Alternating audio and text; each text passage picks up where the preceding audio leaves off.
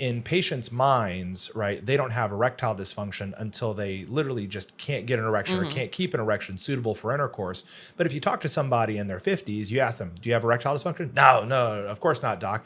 Are your erections as good as, they used to be? And they're like, oh, no, I mean, I'm definitely not as good as, when I was in my 20s or 30s. And so I think it gets back to what you were saying, this point where, our bodies are probably working optimally whenever we're in our, 20s, maybe late teens, early 20s.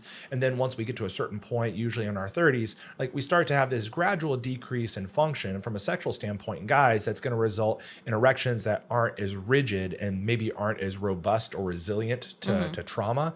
And if you subject, a structure that isn't as strong as it used to be to, repeated trauma, then you can end up getting what we would call a delamination injury, where basically the two pieces of tunic albuginea that are normally sandwiched together kind of slide a little bit, create a little bit of friction, and that can serve as that micro trauma or the impetus that causes the development of that scar tissue. Yeah. And then all of a sudden you've got this, lump of scar and it hurts and you got this curve. Not all friction's good friction.